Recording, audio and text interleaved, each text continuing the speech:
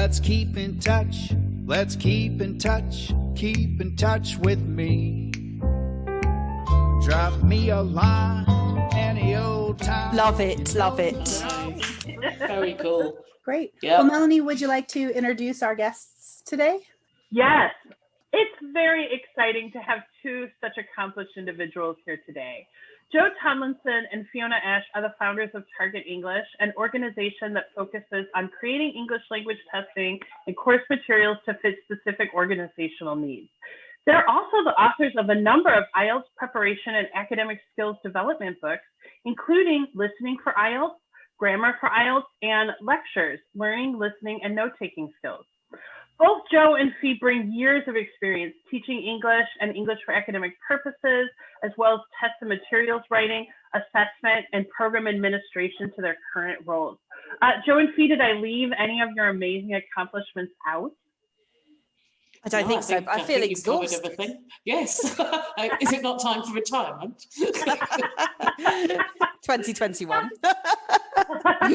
That's right. What's interesting to me about Jo and Fee, if I could take it back to myself for just a minute, is that we actually know each other. We became acquainted through a mutual friend. And in fact, we've worked at many of the same places, but only Jo and I have worked together at the same time for like 4 weeks. It was like the shortest time, but that is, for those of you who work in the English language industry, that's the nature of the circuit, as I've heard it called before. It's in fact quite a small world for the possibilities to travel around the world. So Jo and Fee, how are you guys doing? Yeah, well, good, thank you. Yes, not so bad. It's starting to get cold here, so I'm not going out so much. Glued to the computer. But cold is kind of a relative term in Spain. I mean, I'm in Los Angeles, and I was just outside feeling a little bit cold, but it's about 68 degrees or maybe like 18 degrees. So I realized I was kind of a big baby. I don't know. What's cold like in Spain? Depends which part you're in. I'm in the north, so it's very much like being in the UK. It's winter, it's cold, it's raining. But yeah, down south with Jo, it's a little bit different. It's very much a country of many weathers. I see. I personally, I learned when I lived in Abu Dhabi that I actually just really like being warm all the time. Here in Los Angeles, it's sunny almost every day, and I do get crabby on the days that it's actually cloudy. I'm just like, wow. But that has very little to do with what we're talking about today. I want to know a little bit about how you got started in this industry and a little bit about your background, if you guys could tell us. Jo, do you want to go first? Okay, yes. So Fiona and I used to work together many years ago at a language school in the UK. And we both started we started in EFL, but we started taking different routes. So Fiona started down the academic English route, and I got into academic English and then slightly into testing. And we just had always talked about what we thought should be done or could be done, and if we could do it better. So we decided once bravely to try and make it better, I suppose, and use our skills together in order to do that. And that was about 12 years ago, I think, or 11 years ago. And we've been doing it ever since. I think that's a short summary. I think it was also around about the time when people in the industry were looking to kind of move away from one size fits all kind of materials. And we've been working with those kinds of scenarios on different courses where there wasn't much variety. And so I think there was a lot in the air potentially at that time about trying to think about doing something a little bit more specific and focused. You know, I think a lot of teachers and administrators who work in English language and academic skills preparation dream of launching their own company. But you two have actually done it. And not only that, you've been, fairly successful at it. Can you tell us a little bit about what inspired you and, how that journey has been? I think we were inspired ourselves to do it, actually. And it hasn't been the journey I don't think that we thought it would be. Not at all. I think at first, we had plenty of enthusiasm and motivation, but I don't think we quite realized how hard it was to do things that perhaps we weren't so used to doing. So the marketing, the sales, things like that, which really have at points been stumbling blocks for us. And I think we had to be more flexible than we thought we would do. And we have done that. And I think that's one thing that kind of has kept us going for so long, is the ability to keep that flexibility. Yeah, and I think working in an industry where also, one can be subject to legislative or government changes and stuff that then have an impact on whether or not you can or cannot do certain things that you might have been interested in doing. That sort of happened to us a couple of times, where the British government changed its rules on students or schools or these kinds of things, and so we had to think about ways to sort of circumnavigate that. So I think, as Jo says, in those scenarios, you constantly need to be thinking about flexibility. Did that play a role? Because you both started out in the UK, but now you both live in Spain. Did that play a role in your decision to move outside of the UK? Not for me personally, and I don't really think for the business. I think in the back of our heads, individually, we'd always kind of, I'd always wanted to go and live somewhere hot, basically. I hear you. I hear you. And Fiona wanted to live abroad, I think. And so it just happened independently and kind of organically. But with the whole Brexit scenario, I think it's turned out better for us actually being here, because, I mean, I think our business is a really outward looking business. And I think therefore being in something where it is kind of more integrationist or international is a more positive step for us. When I was doing a little bit of background research before this interview, I knew, of course, that you had authored several books, but I didn't realize how many you guys have written. How many books have you published now? I have no idea. Is it about 9? I think. In between 8 and Not 11. sure. It's terrible. We've just finished one now, though, so that hopefully will be coming out next year, I think. Oh, what's it called? Add one to the list. It's an IELTS activity book that will be coming out next year. So, how did you get into book writing? Because I think, again, I think a lot of people who listen to this will be really interested in the fact that you have your own business and that you have written a lot of books. Because, again, these are things that I think many teachers and administrators have an interest in. So I'd love to know a little bit about how you got into book publishing. Well, not publishing, but writing. Well, what happened is that it was, I think, our first year in business, and we had a website with quite a specific vision of what we wanted to do with IELTS at the time, which was really trained towards the certain skills, which at that time wasn't really being done, I don't think. So because we had specific courses targeting those skills, and the publisher we worked with, Collins, they had a vision of having books targeting those skills. They actually found us and approached us to write one of those skills book, and that's how we got involved there. What kind of advice would you give to would-be entrepreneurs or materials writers? Oh, well, my advice for materials writing is to really think of yourself in the classroom doing it and think about how it would work. And also to appreciate that it's really not the same job, and it's a really different job to teaching. So whereas I think most teachers are really used to having the company, having some kind of interaction, when you're writing, you're totally away from that. And it's quite solitary at times. So I would say, that it's just different skill sets. And in terms of entrepreneurialism, for anyone who wanted to get into that, I would say, don't spread your offering too widely. Make sure you target exactly what you're going to do, and make sure that's the focus of your work. And I would also say, make sure you do the numbers really well.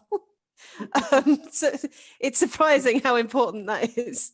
I don't know if Fee's advice would be the same. We shall find out. I would say for the writing of materials that are kind of grow a thick skin in terms of feedback, because if you're working with people, your ideas, whilst they may be perfect for you, if you're trying to disseminate them to a wider audience or get published or get sell your materials, then you need to be aware that obviously what you're kind of wedded to stuff might not always be everybody else's cup of tea in the classroom. It's not pleasant. So it tears apart activities or exercises or thing materials that you've written, but it's in the best interests of the work rather than you as a person. So that would be my advice for that. So I wanted to just break in. So for any listeners who might not be familiar with your particular area of expertise, can you very quickly explain what IELTS is? And then I'm interested in, you touched upon it earlier, what exactly were some of the pain points or gaps that you were seeing in the IELTS materials that really prompted you guys to develop your company? So IELTS is the International English Language Testing System, which is run by Cambridge and an organisation in Australia and the British Council. And it's the test that international students can take in order to get access to higher education in the English-speaking nations. So, and in terms of the gap that we were looking at, I used to do a lot of teacher observations when I was managing. And there was quite a big difference between inexperienced teachers and experienced teachers who understood the exam.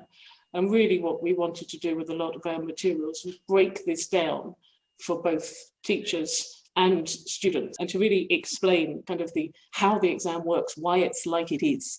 So yeah, I think we certainly noticed with a lot of the course books at the time that there was a certain, I don't want to say one size fits all approach, but the course book covered everything and it was generally followed. And we found a lot of students had different kind of skills. Some were better at, for example, speaking, and some were poorer at perhaps even listening or reading. So we took an approach that very much focused on that. And also we really looked at strategy. So I did my master's in language testing. So that kind of helped us feed down and try and uncrack some of the things from the exam. And I use uncrack, but it's not, you have to be good at English to do well at the exam. So, only uncrack as much as you can. Yeah. But what I've learned, again, as kind of an outsider working with Melanie is how many strategies there really are for not just general exam taking, but for this specific exam to be successful. It is a complicated exam for sure. Yeah. And I don't know if you'd agree, Mel, but certainly I think a lot of a general approach to IELTS isn't always helpful. I agree. I definitely agree, because as you said, students, just like everybody, you have different points that you're strong at and you feel more confident in, and then other points that are just harder for you or you find more challenging. So that's an issue. Plus, obviously, as you said, you need to be good in English to do well at the exam. But even somebody who's a native speaker could get a lower score on that exam than they would expect. And I have personally found, as I'm sure you have found, that, because IELTS, like the TOEFL exam, which is Test of English as a Foreign Language, these exams are used a lot for university entrance, as we know, and also immigration purposes. So they're considered very high stakes exams. The people who are taking them frequently have really important goals tied to them. So what happens is you have students whose language level is actually kind of low, and they may be quite determined to take this exam and do well, but because their language level is low, they just cannot hit the mark that they need to hit. So I don't know. I have found that you run into kind of this issue with lower level students who could be quite motivated, but they just haven't quite developed the skills yet. And then higher level students who think they don't need to do anything, and actually they do. Yeah. We often point out how the skills they're doing in the reading paper, for example, how similar they are to skills they'll be using at university. So looking a lot of information and scanning for a certain part of that information and not having time to engage quite slowly with the text is something that you might do, when you're researching for an essay or researching for your dissertation, etc. And that it's quite an academic skill. And so, like you said, you can have quite a good level of English, but if you're not kind of accustomed to using those kinds of skills, then equally you're not going to do well. And I think it's interesting because at some level it's different to a lot of other tests that test knowledge that or skills that you've accumulated. This is kind of preparing you for something that you actually haven't done yet. And many students may not have even done this in any other languages that they're more familiar with. And so they don't really have any parallels or experience to draw across it. So they sort of see it as this magic key. And you're kind of saying, well, it's more the whole toolkit kind of thing. And you don't have any tools and I don't have a magic key. And so that kind of disconnect in trying to communicate what the exam is for can be quite problematic, I think, sometimes. Plus, I think, it's funny you brought up this idea of the magic key, because I have found, as I'm sure you have, that, students will sort of fixate on a number that they want for IELTS or for TOEFL. And what I like to point out to them is that that's actually the minimum. Okay, so think about what minimum means in terms of school. Minimum proficiency is not a good grade. That's the minimum. Now, I'm not saying don't aim for that, but what I am saying is you're probably going to have to do more work, potentially quite a bit more work, to achieve those goals. Obviously, that's if you're going to university. If you're trying to get into another country, that's a whole different skills that you gotta. But once again, it's the minimum, right? So you might be able to order at a restaurant, but can you have a long conversation there with the waiter? Maybe not. I don't know. Quite. Amy, you had asked about pain points, and I think that's a really interesting question. What have been some of the pain points in your time running your business? Some clients have been problematic in terms of expectation. So, as with all things in life, managing expectation is a challenge. But there have been clearly times where somebody hasn't, I would say, paid us enough for the amount of work that's been involved in a project, or how they estimate that kind of thing.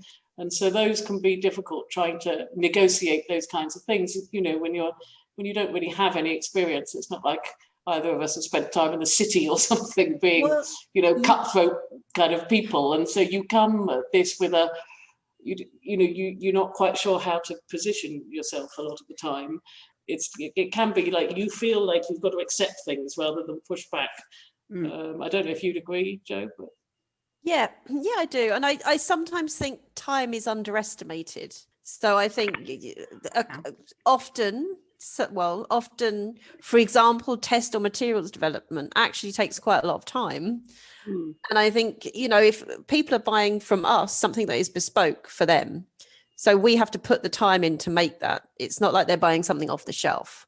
So I think, there's a big difference between something bespoke and something off the shelf. And I think in terms of the price point, and I think sometimes, we often find ourselves reinforcing that we're actually designing something that's specifically for them. And this is the amount of time it takes us. So,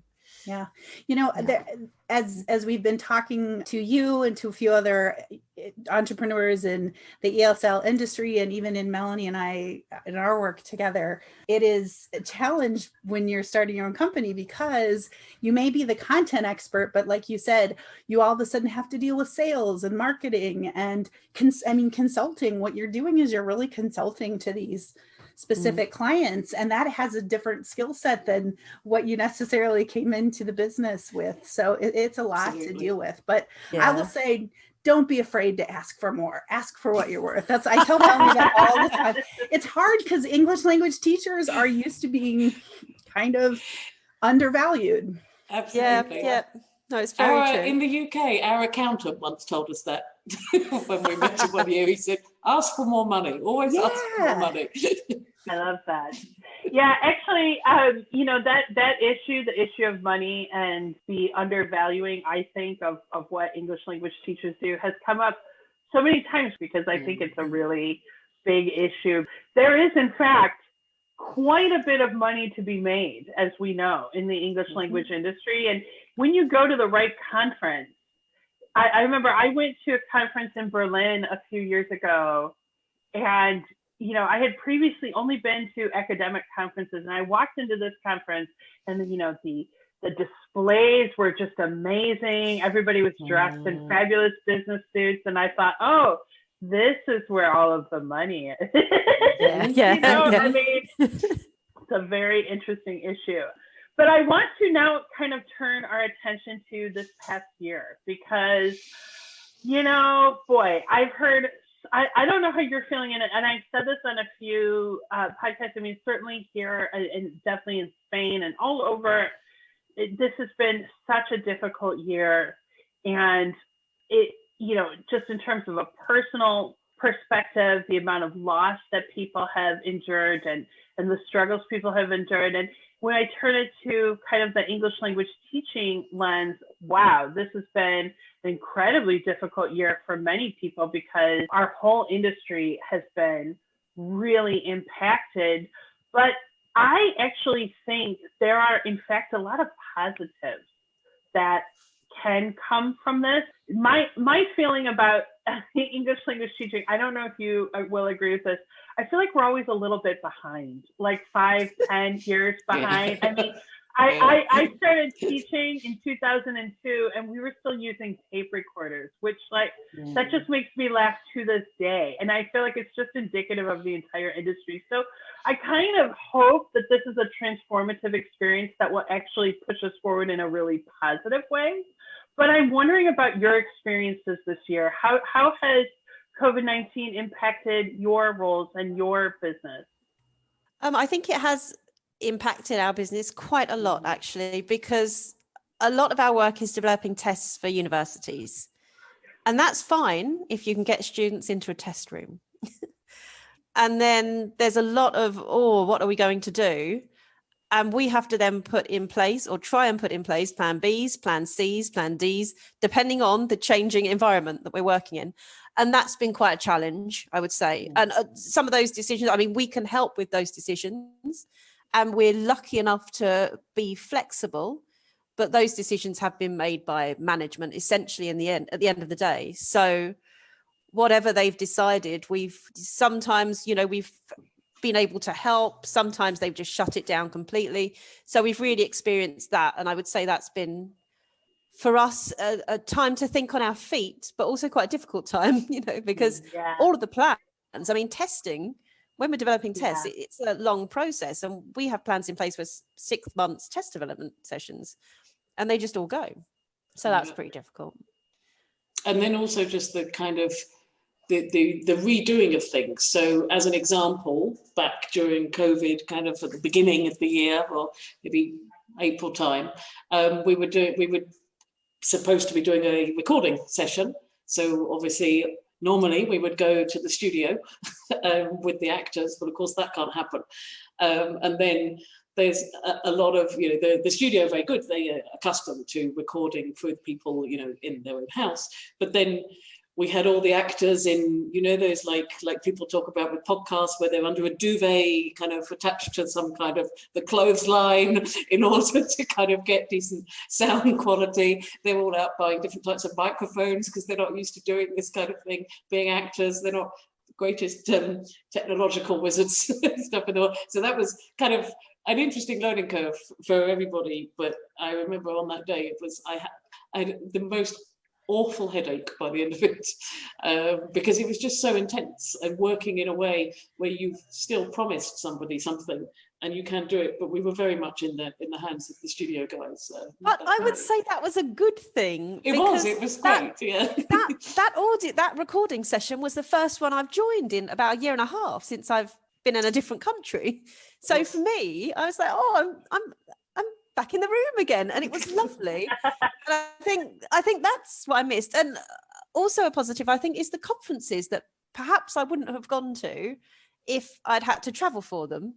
But because they were online, you know, I think it makes being in a kind of an outpost in Spain, where it takes me literally 4 hours to get to Madrid or Barcelona, you know, it means that I get more of an experience that perhaps people in big cities get. So you know, I think that's the positive. That's interesting. What conferences have you gone to? I have gone to a few, but I know people have gone to more, but I haven't. I don't know why. I've just been busy, but I'm curious. What have you been able to go to that you might not otherwise have been able to attend? Well, last week there was a language testing conference that was a half-day conference, and it's normally held in the UK. So I wouldn't be able to justify a half day for, you know, traveling from, especially not in COVID times, but before even, I couldn't really justify going, you know, to another country for a half day conference, especially if we're not speaking. So I could just go to that conference and sit there in my office and see what people were saying. And I thought that was really nice, actually. And at the end, they had quite a moving session of someone had taken photos of their local area. And then everybody told each other to take care and be safe. And I was almost in tears. Who would have seen that coming at a half-day language testing conference? I bet nobody. That's kind of amazing. Yeah, but it did, you know, it kind of leads into something we've talked with some other folks about, is the isolation that you as teachers and English ESL professionals are experiencing. By nature, you're social.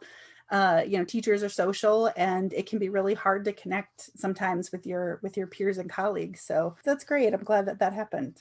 Yeah. I think it can be isolating, but I think it's just universal at the moment. I think everyone's feeling isolated in some way, and I think we just have to. I'm socializing so much more online than I was before. I know. Yeah. All my digital commitments. I had to print out a calendar the other day. I've got mine written down now. Oh, that's awesome. Wow. That's getting more confusing. sociable than me, but I might have to follow your lead on that one. So where, besides going to many online social events, where are you guys now, would you say? How do you kind of view your role now, the industry now? How has your business now, how has it changed this year? I think we're having to address, oh, sorry, Fee. No, carry on. I think our clients have addressed the changing situation. And I think because they now have a plan, it then gives us a directive of what to do. So I feel like that's slightly coming to a new. And so where things perhaps in last year have been in a real flux, I think there are now new plans in place. And I think 2021 will be a lot more stable in my mind. What do you think, Fee? I do, because I think the other thing to think about is that this happened essentially halfway through an academic year in most forms of education, especially in those that start in September. And now, so the first half of sort of the COVID year was just firefighting. And then people had to try and manage the summer, and whether that was having a lie down or managing international students, depending on what kind of education you work in. And now, people have started this academic year, and in a few months' time, they'll have had an experience of an entire year working this through, and potentially then some things will come out as we must address this. And we must address this soon, and we're going to need the following things. And hopefully for us, that will involve, maybe teacher training, maybe materials or different ways of assessment, but that we can be ready to kind of respond. Because we are having conversations and thinking, well, how might the landscape look, in a few months' time, and especially for the beginning of the next academic year, September 2021. I really think you're right. I think even though, we all had that experience in March of 2020 where we had to very quickly, or possibly a little bit sooner, but we had to very quickly transition to online teaching, or many people did. And some institutions did that better than others. You know, I mean, I think about the place where I'm working. I feel like they sort of knew that it might happen. They weren't sure, but they had sort of a lot of preparation, and it went okay. It wasn't perfect. But on the other hand, my husband, who's also teaching, he thought he was going to work until Monday at 9 a.m. And then they closed, and then 2 days later, he was expected to teach online. I mean, I think a lot of people had experiences like that. Oh. And then even this autumn, it's still been a lot of firefighting, because of course we've been trying to get schools open, and then some schools have opened and then they've had to close, and is it safer to keep them open or closed? And that's all been very problematic. But I agree with you, you know, because we are getting the vaccine, and I do think things will be more controlled next year. I think we'll still be dealing with the pandemic, but I think by the time we get to the end of this school year, people will be saying, okay, what worked, what didn't, what do we want to keep, what don't we want to keep? I am of the belief that we will keep online teaching. It's you know, prior to this year, online teaching obviously happened, but it was seen as, I think, more niche. And I believe that in the future, that this is just what we will do. It doesn't mean that there won't be face-to-face school. Of course there will be. That's very important. But I kind of see, I hate the word hybrid. I prefer the word combination. Like, there will be some sort of combination that, you know, part of what you do will be face-to-face and some of it will be online. I think that's going to be great. I don't know. That's just, but I'm an optimist. So. Yeah, I think it gives real opportunity though, because I kind of feel like, you know, one of the things I found, you know, fascinating is reading all of these positive stories about people saying, you know, what happened across all sectors of education all over the world, that teachers, managers, student support officers, you name it, everybody just got their act together and just almost overnight provided education.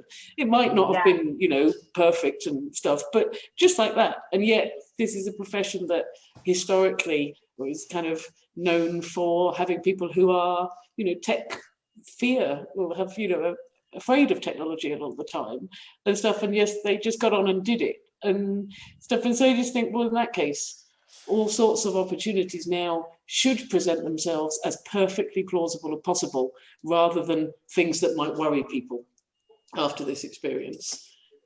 I love that. I love that. And I think, you know, we've talked to people, some who were very resistant to technology, who ended up saying, oh, hey, it's not so bad. I mean, I think some people will prefer face-to-face. Some people will prefer online. I'm good with both. As always, I'm, you know, versatile like that. Flexible, so very flexible. So, any other thoughts? Any other thoughts about the future? How do you think the English language teaching industry might change? Well, I actually do have a thought, and it comes from a testing perspective, and I think testing will change quite a bit, because there are a lot of issues over test security happening right now, as you can imagine, because, you know, students doing tests in their own homes obviously has implications. So I would say watch this space for testing. I think they're not in all situations, but I think some fresh approaches are going to be taken in that direction. And I think that it's an opportunity, I think, to think outside the box with how students are tested in some situations. So I would say that is possibly an area which will be quite interesting and one to watch next year, 2021. Tell me what year we're in. Well, this episode will drop in 2021. Okay, perfect. It's not going to drop till next year, so it's going to be an exciting kickoff. Hey, actually, it occurred to me that this is always a question with testing. What are some of your quick suggestions for people who are trying to give tests online and really find it difficult? Because I know that some teachers have really struggled with that, and some schools have really struggled with having to administer tests online. Any quick tips for those who are trying to do that?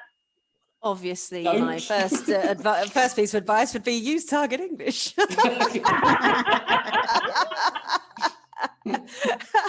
We can help your testing needs. Otherwise, I mean, I think it needs to have an institutional approach. You know, if you're doing informal assessment with students as you're doing the class, absolutely fine. But if you're meant to be designing test items, that's a whole new ball game, and you need some help with that. And that is either someone taking control of that within your institution, or getting outside help. But that shouldn't be something that's just done kind of on the fly. You know, you can't be making those questions up yourself, because it's not your job to do it, actually, and it puts so much work on you. So it should have an institutional approach, is my answer to that. And I would say that this kind of might be something that has to happen across the industry, with everyone having to up their game, essentially. Because if you think about what's likely to happen in higher education, so with academic English, that kind of thing, where students are now kind of wanting better value for money, and universities are in this kind of strange scenario where they have to improve their technological offer. Otherwise, students will be shopping around in different places. But at the same time, if you've got international students who are paying £10,000 or $10,000, you know, a year to not be in the country, then things like this are going to change. But where's the university going to get the money from? And they're going to be probably, or might be stuck in, or a lot of organizations might be stuck in this scenario where the students or the learners or whoever will be demanding a different payment structure or something for online, and yet this is a very expensive thing for a lot of organizations or institutions to have to try and figure out how to deliver. So there may be some kind of shift in how people think about funding, or doing, as Jo's saying, doing something properly, and what this involves. And it involves, you know, time and money and potentially outside help. Very good, interesting points. Any final thoughts that you'd like to leave us with? I think I'd like to echo. Sorry. Thanks, Faith. Sorry. I agree. I'm with Faye. It's gonna be fine. We're getting there, slowly but surely. It's gonna be fine. I think Jo has something more profound to say. Well, I just wanted to echo what you said earlier, Fee, and that was about the fact that everybody ran with the ball so well. I feel very proud of the industry we worked in, because I think the teachers have been incredible through all of this, and the managers. And, you know, I think people have adapted so well to online teaching. I mean, I know people here who are, as I'm sure everyone does, who are in schools with kids where they've got 5 kids in the class, can't move out of a box because there's a video where there's another 5 kids watching them, and that whole scenario, and they're just doing it, they're running with it. And, you know, I think it's amazing.